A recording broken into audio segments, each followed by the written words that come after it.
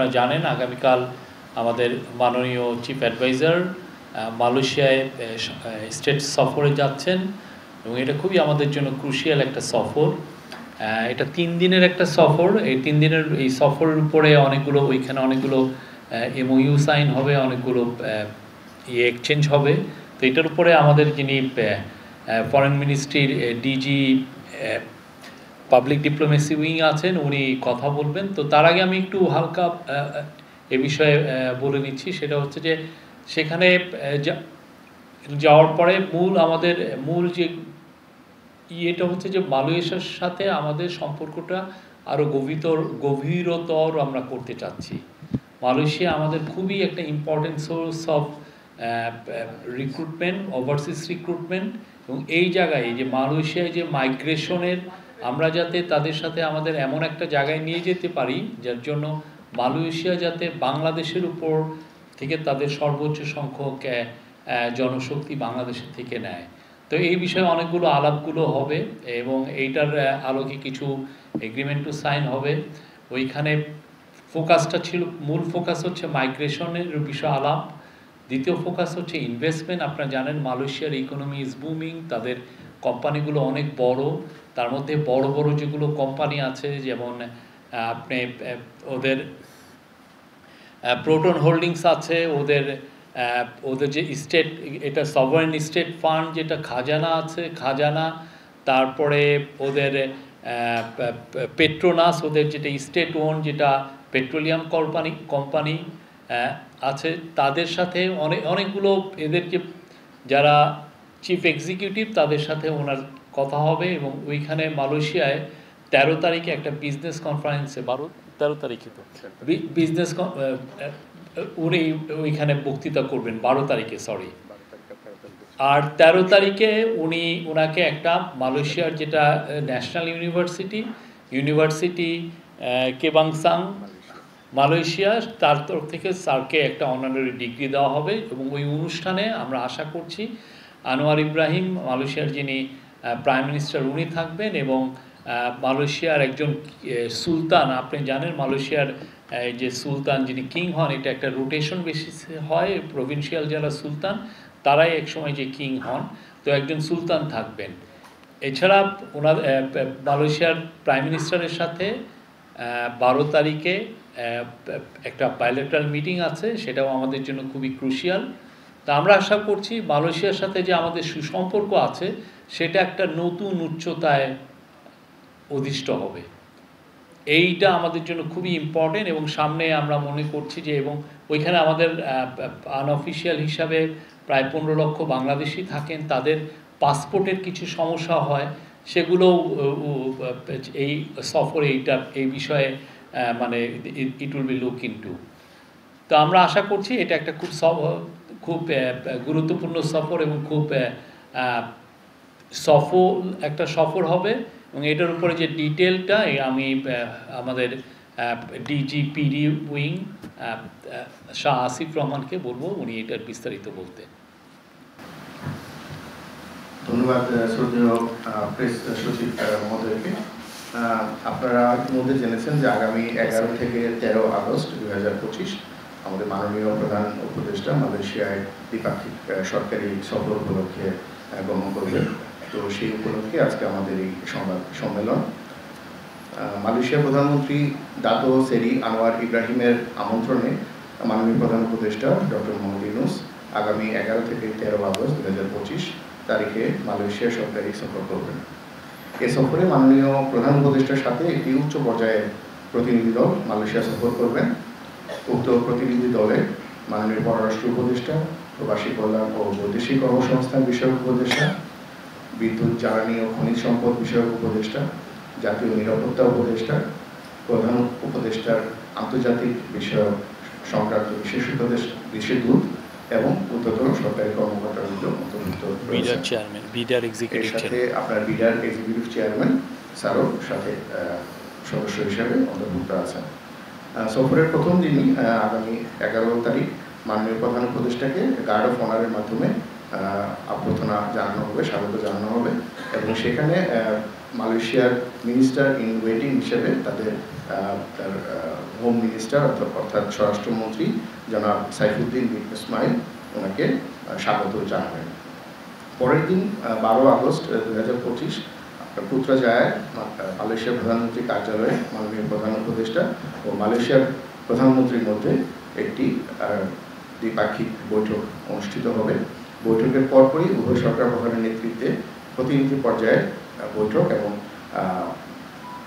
তাদের সমঝোতার স্মারক স্বাক্ষরিত হবে।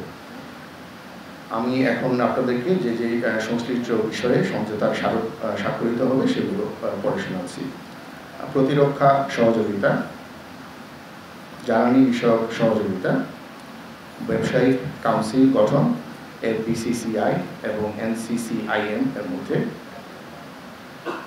তাছাড়া BMCCI ও মালয়েশিয়া প্রতিষ্ঠান MIMOS এর মধ্যে সহযোগিতা স্মারক, Bangladesh institute of international and strategic studies BIISS এবং মালয়েশিয়ার institute of strategic and international studies ISIS এর মধ্যে সহযোগিতা সংক্রান্ত সর্বমোট 5টি সমঝোতা স্মারক স্বাক্ষরিত হওয়ার সম্ভাবনা রয়েছে। এছাড়াও দুদেশের মধ্যে হালাল ইকোসিস্টেম, উচ্চশিক্ষা এবং কূটনৈতিক প্রশিক্ষণ একাডেমির মধ্যে সহযোগিতা বিষয়ক মোট 3টি নোট বিনিময় অর্থাৎ এক্সচেঞ্জ অফ নোটস হওয়ার সম্ভাবনা রয়েছে। দুই দেশের সরকার প্রধান তথা মাননীয় প্রধান উপদেষ্টা ও মালয়েশিয়ার প্রধানমন্ত্রী দাতো সেরি আনোয়ার ইব্রাহিম সমঝোতা স্মারক স্বাক্ষর এবং নোট বিনিময় অনুষ্ঠানে উপস্থিত থাকবেন বলে আশা করা যাচ্ছে। প্রেস সচিব মহোদয় বলেছেন যে আগামী 12 আগস্ট 2025 দুই দেশের সরকার প্রধানের নেতৃত্বে দ্বিপাক্ষিক বৈঠকটি অনুষ্ঠিত হবে। এখানে একটি সংবাদ সম্মেলন ও মাননীয় প্রধান উপদেষ্টার সম্মানে একটি রাষ্ট্রীয় মধ্যাহ্নভোজের আয়োজন করা হয়েছে। একই দিন বিকেলে মাননীয় প্রধান উপদেষ্টা একটি ব্যবসায়িক ফোরাম অর্থাৎ বিজনেস ফোরাম অংশগ্রহণ করবেন এবং এর পরপরই মালয়েশিয়ায় বসবাসরত প্রবাসী বাংলাদেশিদের সঙ্গে একটি মত বিনিময় সভায় অংশ নেবেন বলে আশা করা যাচ্ছে। মালয়েশিয়ার প্রধানমন্ত্রী দাতো সেরি আনোয়ার ইব্রাহিমের সাথে একান্ত বৈঠক ও প্রতিনিধি পর্যায়ের বৈঠকে মালয়েশিয়ার বিভিন্ন সেক্টরে নতুন বাংলাদেশি কর্মী নিয়োগ, অধিক সংখ্যক পেশাদারীদের প্রফেশনালস নিয়োগ, শ্রমিকদের সুযোগ সুবিধা নিশ্চিতকরণের বিষয়সমূহ গুরুত্বের সাথে আলোচনা করা হবে। সফরের তৃতীয় দিনে 13 আগস্ট 2025 মাননীয় প্রধান উপদেষ্টা ইউনিভার্সিটি কেবাংসান মালয়েশিয়া সংক্ষেপে UKM এর চ্যান্সেলর এবং নেগেরি সেম্বিলান প্রদেশের মহামান্য রাজা তুয়াংকু মুহরিজ ইবনি আল মারহু তুয়াংকু মুনাউইর এর সাথে সৌজন্য সাক্ষাৎ করবেন। অতঃপর ইউনিভার্সিটি কেবাংসান মালয়েশিয়া মাননীয় প্রধান উপদেষ্টাকে একটি সম্মানসূচক ডক্টরেট ডিগ্রি প্রদান করবেন। এরপর মাননীয় প্রধান উপদেষ্টা একই ইউনিভার্সিটিতে শিক্ষার্থীদের উদ্দেশ্যে একটি স্মারক বক্তৃতা প্রদান করবেন। মাননীয় প্রধান উপদেষ্টার সফরকালে বাণিজ্য ও বিনিয়োগ সম্প্রসারণ, জ্বালানি সহযোগিতা, হালাল অর্থনীতি, সেমিকন্ডাক্টর শিল্প, কৃষি, শিক্ষা ও জনযোগাযোগ অর্থাৎ পিপল টু পিপল কন্ট্যাক্ট সহ বিভিন্ন ক্ষেত্রে অধিকতর সহযোগিতার বিষয়ে আলোচনা হবে। এ সফরে বাংলাদেশের আসিয়ানের সেক্টরাল ডায়ালগ পার্টনার হওয়ার এবং regional comprehensive economic partnership RCEP এগ্রিমেন্টে যোগদানের আবেদন জোরালোভাবে তুলে ধরা হবে। এছাড়াও রোহিঙ্গাদের প্রত্যাবাসনে মালয়েশিয়া সহ আসিয়ান সদস্য রাষ্ট্রসমূহকে অধিকতর সক্রিয় ও কার্যকর ভূমিকা রাখার জন্য আহ্বান জানানো হবে। মালয়েশিয়ার সাথে বিদ্যমান দ্বিপাক্ষিক ও অর্থনৈতিক সম্পর্ক একটি নতুন পর্যায়ে উন্নীত করার ক্ষেত্রে এ সফর গুরুত্বপূর্ণ ভূমিকা রাখবে বলে পররাষ্ট্র মন্ত্রণালয় মনে করে। আমরা আশাবাদী এই সফর দুই ভাতৃপ্রতিম দেশের মধ্যে সম্পর্ক, পারস্পরিক শ্রদ্ধা, আস্থা ও সহযোগিতার ভিত্তিতে আরও সুদৃঢ় করবে। আপনাদের সবাইকে ধন্যবাদ। এমনি খাজানার যিনি চিফ এক্সিকিউটিভ তার সাথে যে মিটিংটায় খুবই ওইটা ওয়েস্ট ম্যানেজমেন্ট নিয়ে একটা স্পেসিফিক আলোচনা হবে। আর একটা বিষয়ে আলোচনা হবে সেটা হচ্ছে যে আমরা তাদেরকে আহ্বান করব যে আমাদের ডিপ সি ফিশিংয়ে তারা যাতে ইনভেস্ট করে, যাতে কোনো জয়েন্ট ভেঞ্চার এক্সপ্লোরেশন করা যায় কিনা। আপনারা জানেন আমাদের যে ফিশিংটা হয় এটা জাস্ট আমাদের যে সমুদ্র যে আছে তার সমুদ্রের 40-50 কিলোমিটারের মধ্যেই আমরা ইলিশ মাছ বা অন্যান্য সামুদ্রিক মাছ আহরণ করি। ডিপ সি ফিশিংটা আমাদের তেমন একটা হয়ই না, অথচ আমাদের যে পুরো সমুদ্র টেরিটরি এটা প্রায় 2,10,000 স্কোয়ার কিলোমিটার, যা বাংলাদেশের যে আয়তন তার থেকে অনেক বেশি, প্রায় 60,000 স্কোয়ার কিলোমিটার বেশি আয়তন। তো এই জায়গাটা প্রফেসর ইউনূস এখানে স্ট্রেস দিতে চাচ্ছেন যে যাতে আমাদের ডিপ সি ফিশিংটা আমরা যাতে খুব এক্সপ্লোর করতে পারি, এবং এখানে এর আগে উনি জাপান সফরে এটা নিয়ে অনেক কথা বলেছেন। এবারের মালয়েশিয়া সফরেও মালয়েশিয়ার যে খাজানা ওদের যেটা সভারেন স্টেট ফান্ড তাদের সাথে এই বিষয়ে আলাপ হবে। আর প্রোটন হোল্ডিং, আপনি জানেন প্রোটন বাংলাদেশে ওরা কার প্রডিউস করে, কার ম্যানুফ্যাকচার করে। তো প্রোটন হোল্ডিংস প্রচুর ওরা ইভিতে ইনভেস্ট করছে, ইলেকট্রিক ভেহিকলস। তো আমরা চাবো যে তাদের সাথে এইখানেও যাতে বাংলাদেশে ইলেকট্রিক ভেহিকলস প্রডিউস ম্যানুফ্যাকচার করা যায় কিনা, বা করলেও কীরকম আমরা সহযোগিতা করতে পারি, বা জয়েন্ট ভেঞ্চারে কীভাবে এক্সপ্লোর করা যায় সেটা নিয়ে আলোচনা হবে। অন্যান্য যারা আছেন যে আগে এখন যে রবি যে মালিক এক্সিয়াটা তারও চিফ এক্সিকিউটিভের সাথে কথা হবে। আর ওইখানে যারা যাচ্ছেন আমাদের যে খনিজ জ্বালানি খনিজ উপদেষ্টা ওনার সাথে আলাদা পেট্রোনাসের চেয়ারম্যানের মিটিং হবে। আমাদের যে প্রবাসী কল্যাণ মন্ত্রণালয়ের যিনি অ্যাডভাইজার ডক্টর আসিফ নজরুল ওনার সাথে তাদের যারা ওভারসিজ রিক্রুটমেন্ট তাদের যে রিক্রুটমেন্ট দেখেন তাদের সাথে মিটিং আছে। এছাড়া আমাদের বিডার যে এক্সিকিউটিভ চেয়ারম্যান আশিক চৌধুরী উনি এই যে অনেকগুলো বিজনেস মিটের এই বিজনেস যে কনফারেন্স হবে সেখানে বক্তব্য রাখবেন। এটা খুবই আমরা একটা 2 দিনের খুব আমরা বলছি যে খুব অ্যাকশন প্যাকড একটা ট্যুর, এবং আমরা আশা করছি এটা খুব সফল হবে। Thank you.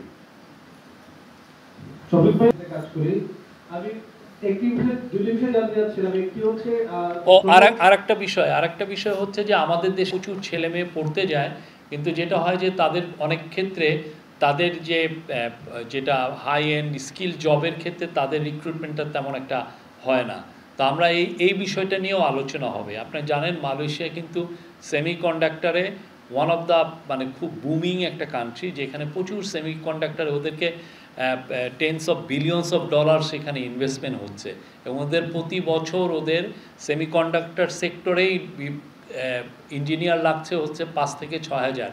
তো আমরা যদি আমাদের এখান থেকে যারা ওইখানে পড়তে যাচ্ছেন তারা যদি গ্র্যাজুয়েশন করে ওইখানে এই চাকরিগুলো পেতে পারেন, সেই বিষয়টা নিয়েও আলাপ হবে, এবং বাংলাদেশেতে কীভাবে আমরা স্কিল লেবার ওইখানে পাঠাতে পারি। মালয়েশিয়ার যেগুলো এই যে সেমিকন্ডাক্টর সহ যেগুলো high skill labour intensive high skill যেগুলো লেবার লাগে সে ওয়ার্কার লাগে সেই সমস্ত সেক্টরে।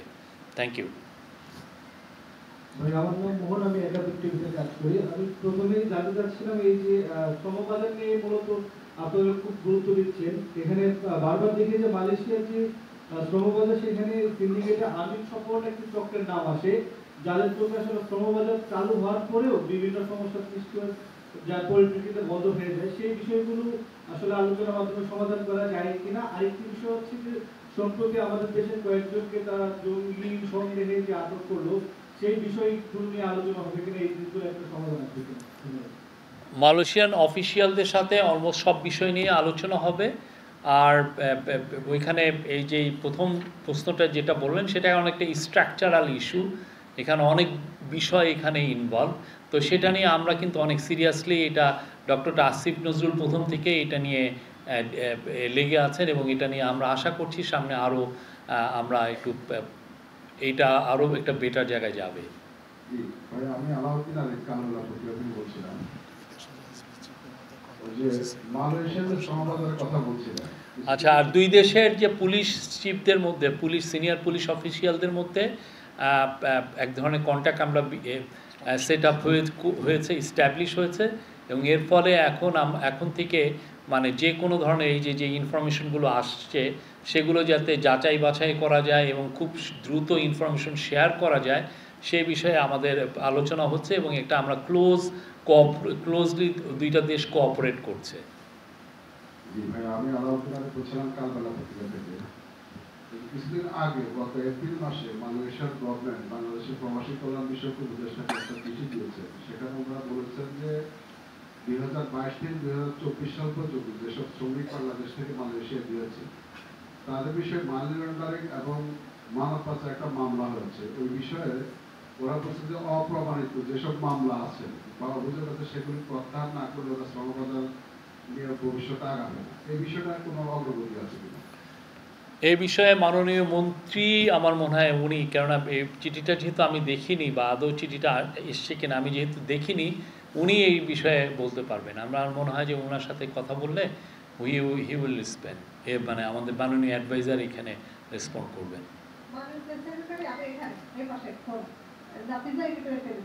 আমি একটা বিষয় জানতে চাচ্ছিলাম যে আমরা বিগত সময়গুলোতে দেখেছি প্রধান উপদেষ্টা বা সরকার প্রধানের এই ধরনের অ্যাডভাইজারগুলো পররাষ্ট্র মন্ত্রণালয় হোস্ট করে থাকে, কারণ তাদের ওখানে কিছু তথ্য যা থাকে সেখানে ইনপুট দেওয়া থাকে, সেই অনুযায়ী হয়ে থাকে। সেটি প্রধান উপদেষ্টার কার্যালয় শিফট হওয়ার কোনো বিশেষ কারণ আছে কিনা? আরেকটা জানতে চাচ্ছিলাম, মালয়েশিয়ার 5 জন অভিযুক্ত আছে এবং তাদের বিচারিক কার্যক্রম চলছে আইএস অভিযুক্ত হওয়ার কারণে এবং সন্দেহ হওয়ার কারণে এবং কিছুটা প্রমাণও পাওয়া গেছে, তার জন্য বিচারিক কার্যক্রম চলছে। আমি জানতে চাচ্ছিলাম যে এই মালয়েশিয়ার 5 জন আইএস অভিযুক্ত হওয়ার পর অ্যারেস্ট হওয়ার পরে আমরা দেখতে পেরেছি যুক্তরাষ্ট্রের রাষ্ট্রদূত ভারপ্রাপ্ত তিনি প্রধান উপদেষ্টার কাছে গেছেন এবং সেখানে তিনি জঙ্গিবাদ উত্থান নিয়ে কথা দেখিয়েছেন, যেটি আপনি প্রেস ব্রিফিংয়ে বলেছিলেন। দুটো কি কানেক্টেড কিনা? প্রথম কথা হচ্ছে যে আপনি যে মাননীয় ওই পররাষ্ট্র মন্ত্রণালয়ে যে প্রেস কনফারেন্স, ওনারা তো ওনাদের মতো প্রেস কনফারেন্স করছেন, সবসময়ই করছেন। এটা এমন না যে আমরা করছি বলে ওনারা করছেন না, এরকম কিন্তু ঘটনা এই কিছুদিন আগেও হচ্ছেন। আমাদের মাননীয় পররাষ্ট্র অ্যাডভাইজার করছেন, মাঝে মধ্যে আমাদের সেক্রেটারি মহোদয় করছেন। আর আপনারা যেটা আপনি দেখেন নাই সেটা হচ্ছে গত 50 বছরে কয়টা প্রেস সেক্রেটারি প্রেস কনফারেন্স করেছে, কয়জন করেছে দেখেছেন আপনি? যে একজন প্রেস সেক্রেটারি এসে প্রেসে করেছে। এটা আমরা নতুনভাবে, এটা নতুন একটা আমরা কমিউনিকেশনের নতুন আসছি। আপনার প্রতিদিন আপনার হোয়াটসঅ্যাপ গ্রুপে আপনি যদি আমাদের মেম্বার হয়ে থাকেন, আমরা একের পর এক নিউজ আর দিচ্ছি। হ্যাঁ, আমাদের আগের যারা ছিলেন আপনি দেখেছেন কোনো দিন একটা প্রেস কনফারেন্স করতে? তো যেহেতু এটা হলো চিফ অ্যাডভাইজারের ইস্যু, তো আমরা চিফ অ্যাডভাইজারের এইখান থেকে আমরা এই প্রেস কনফারেন্স করছি। আর পররাষ্ট্র মন্ত্রণালয় প্রায়ই প্রেস কনফারেন্স করছেন, তারা বৃহস্পতিবার প্রেস কনফারেন্স করেন এবং আমাদের তরফ থেকে কোনো এমন বলা নাই যে আপনি এই প্রেস কনফারেন্স করবেন না। এটা কোনো ধরনের আমরা করি না। অনেক সময় একসাথে করলে জিনিসটা আরও বেটার হয়, সেই জন্য আমরা একসাথে করি। কিন্তু কোনো ধরনের কোনো ইনস্ট্রাকশন নাই যে না আপনি প্রেস কনফারেন্স করবেন না, আমি করছি, এরকম কোনো কিছু কিন্তু না। আর আপনি যেটা বললেন যে প্রেস সেক্রেটারি, আপনি কত বছর, আপনি বোধহয় 15-20 বছর তো জার্নালিজম করছেন মনে হয়। হ্যাঁ, 24 ইয়ারে কবে কোন প্রেস সেক্রেটারি প্রেস কনফারেন্স করছে বা ডেপুটি প্রেস সেক্রেটারি দেখেছেন? একদিন হয় নাই তো। আমরা এটা করছি বিকজ এটাই আসলে বাইরে হয়, ওয়ার্ল্ড ওয়াইড এটাই হচ্ছে নর্ম। হ্যাঁ, আর ওই বিষয় হচ্ছে যে ওইটার বিষয়ে আপনি যেটা বললেন ওইটার সাথে এটা আমার মনে হয় না কোনো সম্পর্ক আছে। Thank you. মালয়েশিয়ার শ্রম বাজারটা অনেকটা দাতু আমিনের হাতে জিম্মি বলে জানি আমরা। দাতু আমিনের সাথে ডিলে না গিয়ে বাংলাদেশের কোনো মানে রিক্রুটিং এজেন্সির পক্ষে মালয়েশিয়া লোক পাঠানো সম্ভব হয় না। তো এই জায়গায় কোনো কিছু করা সম্ভব কিনা, এই বিষয়ে কোনো আলোচনা হবে কিনা? আমি এই বিষয়টা আসলে দাতু আমিনকে আমি ওনাকে অত ভালোভাবে চিনি না, আর আমার মনে হয় না, এটা তো আমাদের দ্বিপাক্ষিক একটা বিষয়, মালয়েশিয়া আর বাংলাদেশের রিলেশনশিপের বিষয়। সেইটা একটা প্রাইভেট ইন্ডিভিজুয়ালের উপরে এটা ডিপেন্ডেন্ট। এটা আমি আপনার কথাটা নিতে পারলাম না। আমরা মালয়েশিয়ার সাথে আমাদের সম্পর্ক ভালো, বাংলাদেশের থেকে প্রচুর শ্রমিক নিয়েছেন এবং আমরা আশা করছি সামনে মালয়েশিয়া আরও বাংলাদেশের থেকে শ্রমিক নেবেন এবং এর ফলে আমাদের এবং আমরা এখন যেটা এমফাসিস দিচ্ছি যাতে আমাদের বাংলাদেশ থেকে আরও স্কিল লেবার নেন এবং যারা বাংলাদেশের হয়ে ওইখানে বাংলাদেশ থেকে মালয়েশিয়ান ইউনিভার্সিটিগুলোতে পড়ালেখা করেন তারাও যেন ওইখানে ওয়ার্ক অপরচুনিটি পান সেই বিষয়গুলো আমরা চেষ্টা করছি, খতিয়ে দেখছি। আমি একটা প্রশ্ন করতে চাই এখানে, সেটা হলো যে আপনি আপনার বক্তব্যে বলেছেন যে লেবার রিক্রুটমেন্ট এইটা একটা ফোকাস থাকবে এবং সত্যি সত্যি যে মালয়েশিয়ার সাথে বাংলাদেশের রিলেশনশিপের ক্ষেত্রে সবচেয়ে বেশি যেটা নিয়ে আলোচনা হয় সেটা হলো মাইগ্রেশন। এবং আপনি যদিও মালয়েশিয়ান তথ্য মতে, অফিসিয়াল তথ্য মতে 8 লাখের মতো বাংলাদেশ সেখানে কাজ করে বলে তারা বলে, আপনি সেটা বলেছেন যে আনঅফিসিয়াল 15 লাখ, সেটা বিষয়ে আমি বলছি না। তো এইখানে যে আমি খবরের যে কথাটা আসছে, আসলে এই সিন্ডিকেটটা বেশ গত প্রায় 1 দশক ধরে এমনভাবে জিম্মি করে রেখেছে যে এইখানে অফিসিয়াল সম্পর্ক হলেও প্রাইভেট সেক্টর এবং গভর্নমেন্টের একটা অংশ এটাকে একেবারে জিম্মি করে রেখেছে। তো এই জায়গাটা যে একটা চিঠি দিয়েছে, যেটা আমাদের কলিগ প্রশ্ন করবেন, যে চিঠি দিয়েছে তদন্ত যেটা কি বলে যেটা একটা টেস্ট চলছে এসিসির পক্ষ থেকে করা হয়েছে সেটা বন্ধ করার কথা বলেছে এবং 1 থেকে 1.5 সপ্তাহ আগে মালয়েশিয়া ক্লিন নামে যে একটা অনলাইন পোর্টাল আছে তারা একটা রিপোর্ট করেছে যে তাদের এই চিঠির পরিপ্রেক্ষিতে বাংলাদেশ সম্মত হয়েছে যে সেই ইনভেস্টিগেশন স্টপ করা হবে। এই ব্যাপারে আমি মনে করি এখানে আমাদের সাউথ ইস্ট এশিয়া ডিজি বা এক্সপেক্ট মিনিস্ট্রি থেকে কোনো প্রতিনিধি থাকলে আমার মনে হয় যে খুব ভালো হতো। তারপরেও আমি এই এক্সটেন্ডেড প্রশ্নটা আপনাকে করছি যে এই ব্যাপারে আপনাদের কোনো জানা আছে কিনা, যে বা ওই তদন্তটা যে বন্ধ করা হবে বলে বাংলাদেশ সম্মতি দিয়েছে এরকম রিপোর্ট এসছে, এটার ব্যাপারে একটু কিছু বলেন।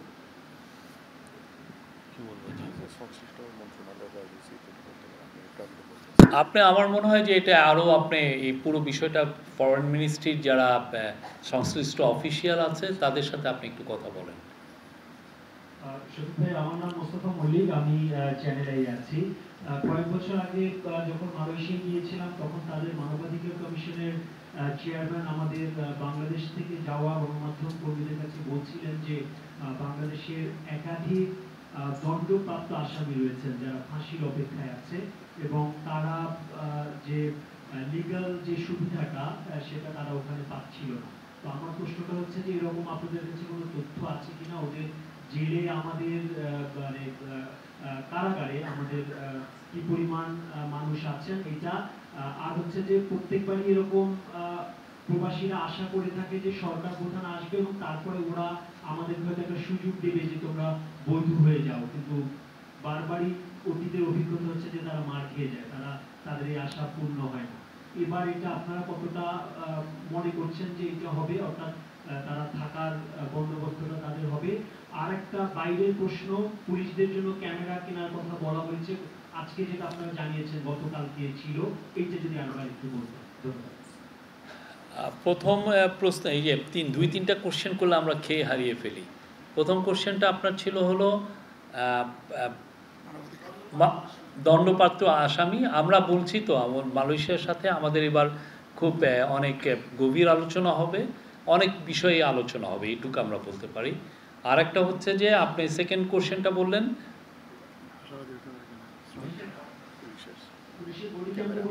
লাস্ট সেকেন্ড প্রশ্নটা ছিল যে আগেও সরকার প্রধানরা যখন যান তার আগে আশায় বুক বেঁধে থাকেন যে এবার হয়তো আমরা 5 লাখ ইলিগাল আছি। ওইটা আমি বলবো যে আমরা অনেক আলোচনায় তো হবে, যেটা আমরা অনেক বিষয়, যেটা কিছু তো এগ্রিমেন্ট হবে, তার বাইরেও অনেক বিষয় নিয়ে আলোচনা হবে এবং যেটা হচ্ছে যে চিফ অ্যাডভাইজারের সাথে তাদের প্রাইম মিনিস্টারের আলোচনার বাইরেও আমাদের প্রবাসী কল্যাণ অ্যাডভাইজার যাচ্ছেন, উনি কথা বলবেন। এখন দেখি কি কি বিষয়ে আলোচনা হয়, আমরা এসে আপনাদেরকে আপডেট জানাবো। আর বডি ক্যাম্প, কালকে এটা নিয়ে বিস্তারিত আলোচনা হয়েছে। আপনারা জানেন পুলিশের সম্ভবত অলরেডি 10,000 বডি ক্যাম্প আছে, আমরা আরও 40,000 বডি ক্যাম্প সংগ্রহ করার চেষ্টা করছি। এটা খুব দ্রুতই করা হবে, করে যাতে পুলিশকে খুব দ্রুত এটা নিয়ে এক ধরনের ছোটোখাটো ট্রেনিংও দেওয়া হয়, যাতে এই বডি ক্যাম্পটা খুবই ইলেকশন, আমাদের তো 47,000 ভোটিং বুথ আছে, তো 47,000 ভোটিং বুথে প্রত্যেকটা বুথেই যাতে একটা বডি ক্যাম্প থাকে, কোনো একটা মানে বডি ওয়ার্ন, মানে আপনার এটা চেস্টের মধ্যে এটাও পড়ে থাকেন, এটা থাকলে যেটা হবে যে তাহলে ওই ভোটিং সেন্টারটার আপনার সিকিউরিটিটা আরও ভালোভাবে আমরা ইনশিওর করতে পারবো। এবং এটা এমনভাবে এটা এআই দ্বারা পাওয়ার থাকবে, ফলে যেটা হচ্ছে যে এটা মনিটর করা যাবে ডিস্ট্যান্স জায়গা থেকে, ধরেন এসপি বা ওসি উনি মনিটর করতে পারবেন কি হচ্ছে, যদি ওই জায়গায় কোনো ধরনের ল অ্যান্ড অর্ডার সিচুয়েশন একটু খারাপ অবস্থায় যায়, হ্যাঁ, একটু ওয়ার্সেন হয়, সেক্ষেত্রে তারা খুব দ্রুত ইন্টারভেন করতে পারবে। এটা খুবই এসেনশিয়াল, এবং এটা কালকে চিফ অ্যাডভাইজার বারবার বলেছেন এটার জন্য খুব দ্রুত এটা প্রকিউরমেন্ট করা হয়। কালকের মিটিংয়ে জাহাঙ্গীর আলম চৌধুরী ছিলেন, আমাদের home adviser, special assistant on home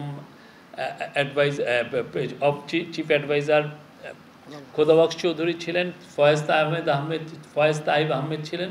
এটা নিয়ে অনেক বিস্তারিত আলোচনা হয়, এবং সেখানে কোন কোন দেশে এগুলো হচ্ছে, কিভাবে তারা ইউজ করছে, সেগুলো নিয়েও যথেষ্ট আলোচনা হয়।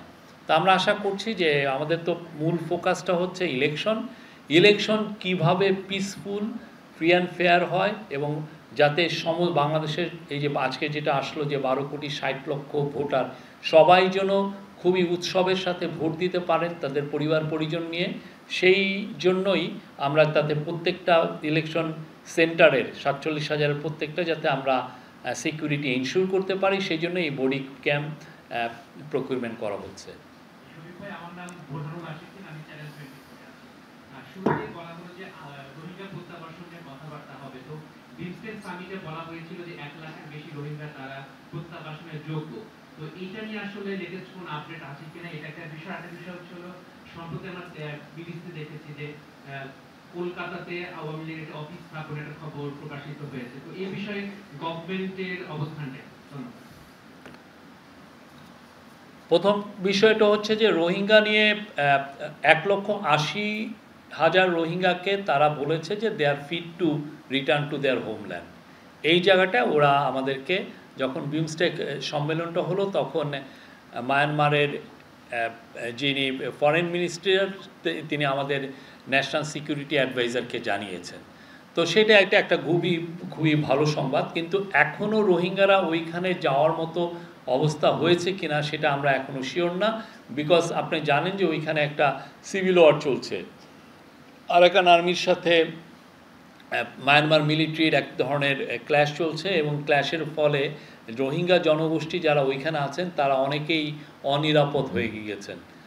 আর এই অবস্থায় সত্যিকার অর্থে মানে ওদেরকে মানে পাঠানোটা, এটা তো কেউই ইন্টারন্যাশনালি এটাকে সেফ মনে করবে না। আরেকটা হচ্ছে যে রোহিঙ্গা নিয়ে এই সেপ্টেম্বর মাসে ইউএনএ 30 তারিখে একটা বড় সম্মেলন আছে। আমরা আশা করছি ওয়ার্ল্ডের খুব বড় বড় যারা রিচ কান্ট্রিগুলো, যারা পাওয়ারফুল কান্ট্রিগুলো সব প্রায় 170টার মতো দেশ সেই রোহিঙ্গা কনফারেন্সে জয়েন করবেন। আর রোহিঙ্গা নিয়ে একটা ছোটোখাটো 25 তারিখে 25 অগাস্টেও এই কক্সবাজারে আমরা আশা করছি একটা সম্মেলন হবে। তো রোহিঙ্গা নিয়ে আমাদের গভর্নমেন্টের যথেষ্ট ফোকাস আছে। আমরা চাই রোহিঙ্গারা যাতে তাদের বাসস্থানে পিসফুলি রিটার্ন করতে পারেন ভলান্টারিলি। আওয়ামী লীগের অফিস, আওয়ামী লীগ আপনি জানেন একটা তাদের কার্যক্রম ব্যান করা হয়েছে বাংলাদেশে। তারা বাইরে কি করছে আমাদের অবশ্যই আমরা মনিটরিং করছি। তারা যদি বাংলাদেশে বাইরের থেকে এমন কোনো অ্যাক্টিভিটিস করে যে আমাদের এখানে ইনস্টেবিলিটি ক্রিয়েট করতে চায়, অবশ্যই আমরা এটা মনিটর করছি, আমরা দেখছি। আমরা এই বিষয়ে আরও কংক্রিট ইনফরমেশন আমাদের গ্যাদার হলে আমরা আপনাদেরকে জানাতে পারবো।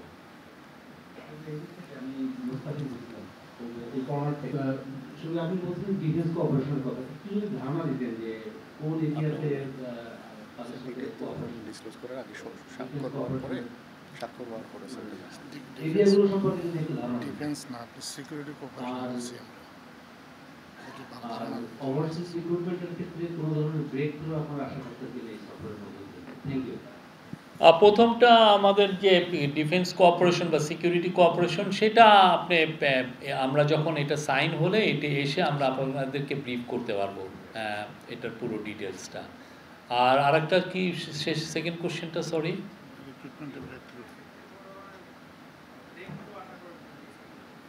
আমাদের সাথে মাইগ্রেশন নিয়ে তাদের সাথে কথা হবে, এটুকু বলতে পারি। এবং এটা ইভেন যেন হাইয়েস্ট লেভেলে যখন বায়োলেটারাল মিটিং হবে,